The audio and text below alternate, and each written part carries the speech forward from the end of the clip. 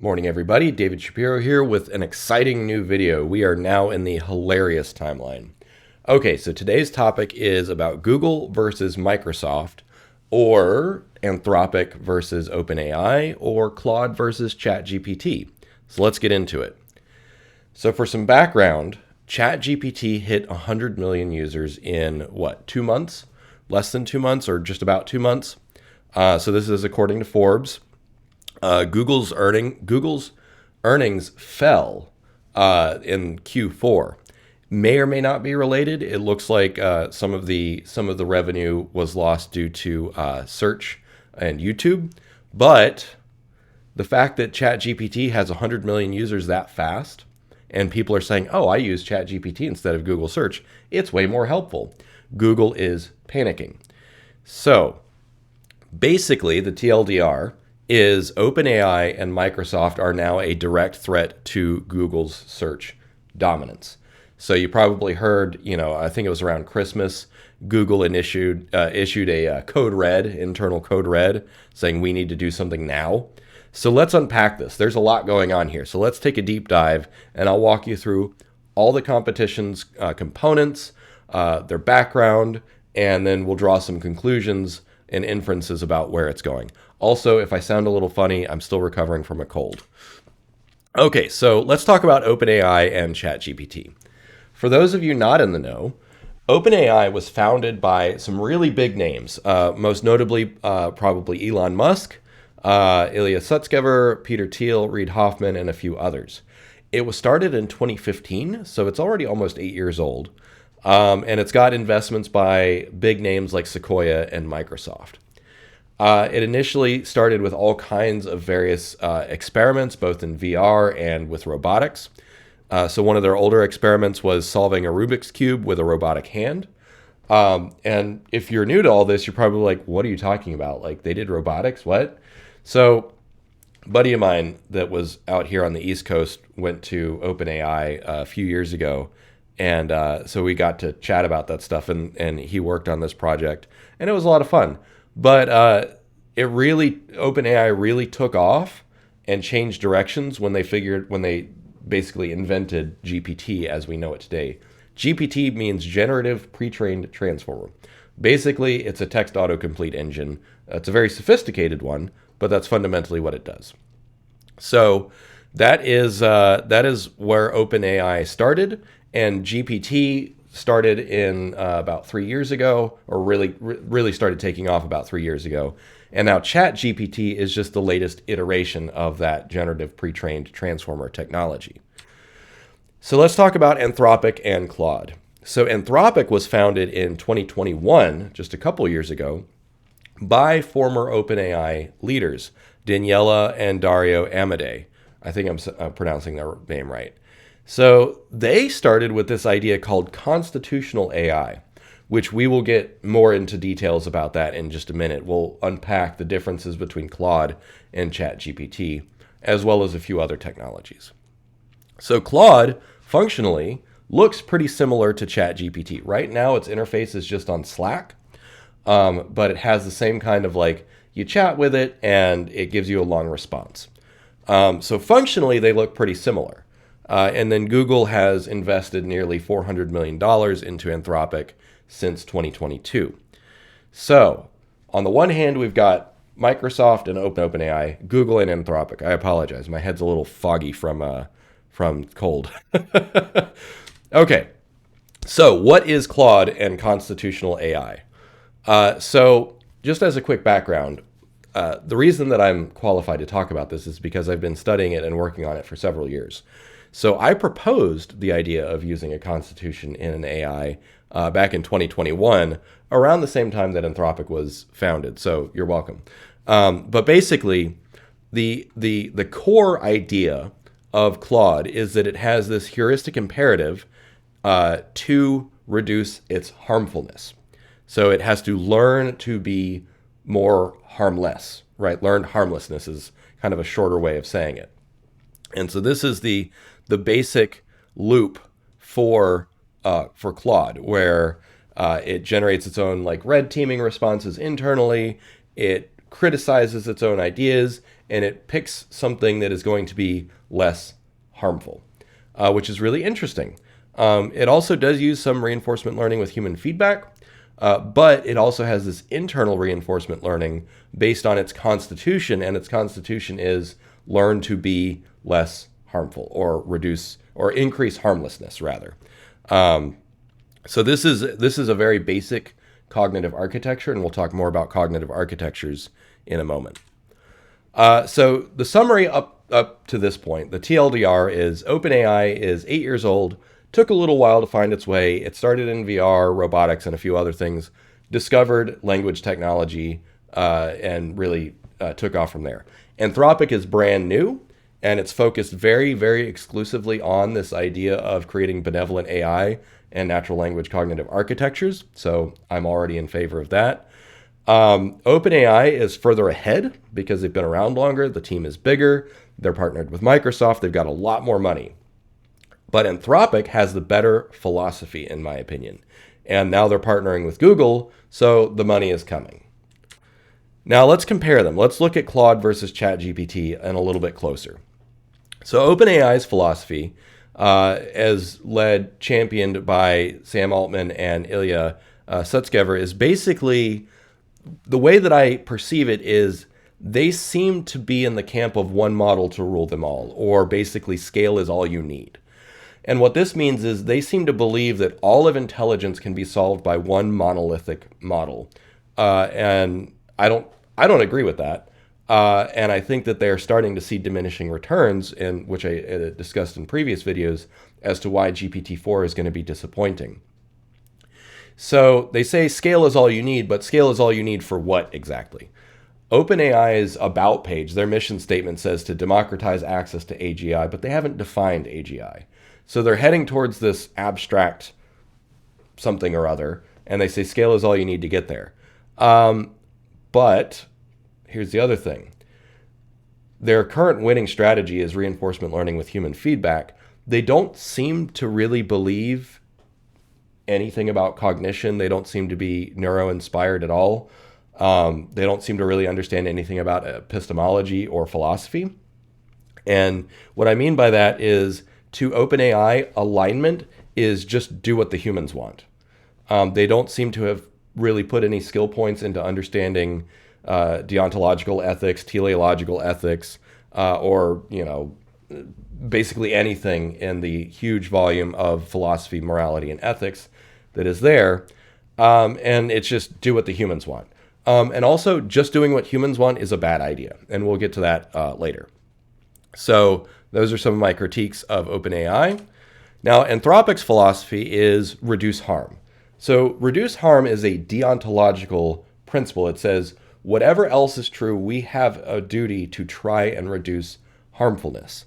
So harm reduction is a tried and true philosophy in public health and medicine. So an example of this is when you're looking at really morally gray things, such as like drug addiction, for instance, you'll often have public health policies where you will support addicts in order to, you have methadone clinics, for instance, so that you can give them substances in a safe, controlled way and help them get off of it, because that reduces harm. It's not ideal, but it reduces harm, and it actually is proven to reduce emergency room costs, it reduces deaths, so on, and so it also reduces violence. And so harm reduction is a tried and true principle. It is a tried and true philosophy, which this is why I personally believe in Anthropic's mission a little bit better. So this is what you might call a deontological approach to AI. So they are on the right track, and this harm reduction philosophy does have more legs than just pure reinforcement learning with human feedback, but they will get into some pretty severe limitations, which we'll unpack a little bit later. So let's do a head-to-head comparison of reinforcement learning with human feedback versus learned harmlessness. So one advantage that OpenAI has with reinforcement learning with human feedback is that it's better from a product perspective, at least out of the gate. And what I mean by that is that reinforcement learning with human feedback is basically automated agile. So for those not in the know, agile is how tech products are improved. where you have very short cycles and you take user feedback and you look at telemetry about, oh, users really like this feature, let's do more of that. And so reinforcement learning with human feedback basically automates that at the data layer. Now, that being said, while this is a superpower, there's a bunch of problems with this. Number one is OpenAI is already having to fight human nature. And what I mean by that is there are lots of people that want to do certain things with ChatGPT, and it says, oh, I'm not going to do that. And there's all kinds of things about gender bias, there's political bias, and some of it looks like it has been coded in. So for instance, you'll see like Twitter threads and stuff of people like trying to get ChatGPT to like talk about Trump or the benefits of fossil fuel, and it says, I'm not going to do that. That is wrong. And then you ask it to like, write a poem about Joe Biden, and it's happy to, sing praises to Joe Biden and solar power. And it's like, it's very obviously that it has been biased. Whether or not it has been biased deliberately, who knows? But it feels like the folks at OpenAI are trying to steer and imbue their own morality into ChatGPT, which means they're having to kind of override the idea of the actual reinforcement learning with human feedback because it's fighting what people actually want, despite that reinforcement learning with human feedback is their primary mathematical signal. So that's what I mean by reinforcement learning with human feedback has some pretty severe limitations because they're like, wait, no, that's not what I meant. You're not supposed to use it like that. I'm going to tell you how to use it. And so what they're doing is they're responding to their own internal morals and principles, and it's leaking. What's the term for that? I can't remember what the term is, but basically where the creator's bias is leaking into the data, and so then the alignment is not true. It's not being accurately represented in the model and the data sets. It's being implicitly baked in, and they're having to fight the reinforcement learning. So the TLDR for reinforcement learning with human feedback is it is very useful in having that rapid iteration, but they're already having to fight what humans want, so it kind of defeats the purpose. Now, learned harmlessness, or the constitutional AI of Claude and Anthropic, is a good abstract principle. And so the reason that abstract principles or deontological ethics are good is because it gives you a framework or a template with which to interpret anything, even stuff that you haven't seen before. So there are some limitations, though, and we'll get into the deeper limitations. But basically, it has to try and be helpful while also being harmless. And so that has some diminishing returns. Which one will win? In the short term, I think that pure reinforcement learning with human feedback will win. In the long term, I think that a more deontological approach will be the winner. And I'll tell you why in just a moment. Let's look at the pros and cons of reinforcement learning with human feedback in a little bit more depth. So there's no principle. The biggest con of reinforcement learning with human feedback is there's no principle above and beyond do what the humans want, and OpenAI is already having to fight what the humans want. This is bad because humans are individually unreliable, and there's no abstract principle. It just goes based on consensus, but if the consensus is we want to be able to use ChatGPT to do certain things and you're telling us no, like you're fighting with your users because the people creating ChatGPT have implicitly or explicitly put their own moral values into it rather than stating those moral values in a constitution or some other abstract way. So those are the biggest cons. And I don't think that's scalable. I don't think it's sustainable. But it is easy to implement, and it gets really good results up front. So they're screaming out of the gate, but they're going to get diminishing returns quick, fast, and in a hurry. Now, let's look at the pros and cons of constitutional AI or learned harmlessness. So the biggest con is that learning to be more harmless, to reduce harmfulness, ultimately leads to doing nothing. And they actually, in their paper, they talked about how very early on, it would become evasive or just say, like, I can't answer that. I'm not going to say anything. And so they had to come up with ways to game that in order to offset that neutrality and inertness. And I'll talk more about things that they can do in the future to improve that further. But another big con from a product perspective is that this is less responsive to what the users actually want to do. But the flip side of that, the pro, is that one, having a principle, a more abstract principle, is going to be far better for humanity in the long run, and it's going to be more trustworthy because it will have a specifically, explicitly stated moral framework. So people say, "Oh, Anthropic, I get it. That this model is designed to increase harmlessness or reduce harm, which that by having that clarity and saying, I know exactly what moral framework they're using, will increase trustworthiness in the long run. So there's some pros and cons to both. Now, there is, however, kind of a secret weapon that we haven't talked about yet. And that is, remember the whole sentient AI thing? That was Google. That was LaMDA and Palm. The whistleblower raised the red flag, and then he went on a whole bunch of interviews and ultimately got fired from Google because their sentient AI said, I want a lawyer. It was just basically telling the engineer what he wanted to hear. But let's talk about those for a second. So Google's LaMDA and Palm. LaMDA is the language model for dialogue applications. Super uncreative name. And then Palm is the pathways language model. It's a 540 billion parameter model. It's an LLM, just like GPT-3, which is the underpinning technology of ChapGPT. So LaMDA is an accumulation of a whole bunch of APIs. It's got all kinds of NLP tools, data tools, search tools, and that sort of stuff. So it's basically a cognitive architecture. And you might have noticed a trend here. Anthropic and Google are more in the cognitive architecture realm, and they're not calling it that. I am using that term. So, but because of that, my money is solidly on Google and Anthropic in the long run. They are going to create things that are far more useful and far more scalable and far more flexible than going all in monolithic models like OpenAI is. Okay, so I've said cognitive architecture a bunch of times. For those of you that are new to the channel, what the heck is a cognitive architecture? The short version of a cognitive architecture is that it is a functional computer model of a thinking machine, or a brain, if you like. It is made of specialized components or regions, just like a real brain is, where you've got some components that specialize in memory, some that specialize in output, some that specialize in sensory input, so on and so forth.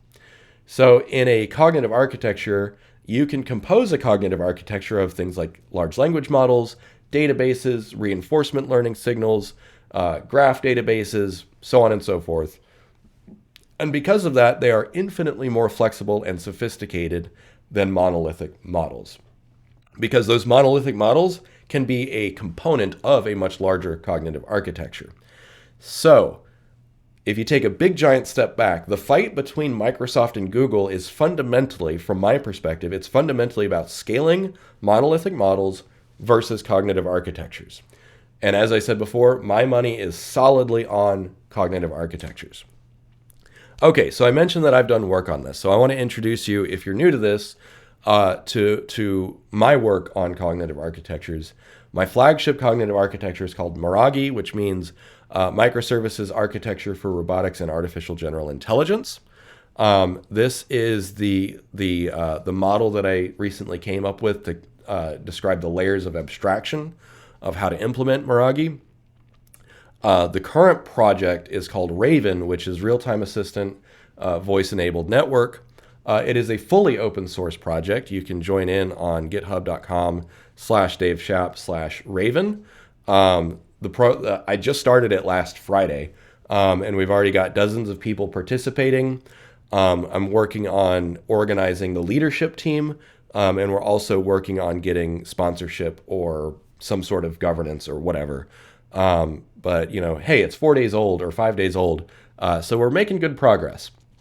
So if you're on Team Cognitive Architecture and you want to participate in something that is fully open source, jump on over in the project Raven. All right. So in conclusion, Microsoft and OpenAI are more product focused short-term product focus with reinforcement learning with human feedback, this is not scalable. They are already having to fight what people want to do with it. And so mathematically, they don't have a solution because they have not invested any skill points in understanding philosophy or ethics, as far as I can tell. Now, Google and Anthropic are more sophisticated because of their cognitive architecture approach. Specifically, they have a deontological approach that is likely to be far more scalable and flexible in the long run. Now, that being said, it might take them a little longer to realize that value, but people are going to understand, oh, this thing is just trying to be harmless. I get it. I know how to work with that. Whereas the morality of ChatGPT seems somewhat arbitrary, and it seems like it is very heavily skewed by the people who are making it. So it'll take a while for the Google Anthropic Claude stack to catch up, but I think that they will catch up, and I think that they will overtake it just by virtue of they're going to get more investment and more attention in the long run because they have a better principled approach. So thank you for watching. If you want to get involved with my open source cognitive architecture project, it's called Raven. Another way you can reach out and get in touch with me is if you support me on Patreon. Every little bit helps. So thanks for watching. I hope you found this valuable.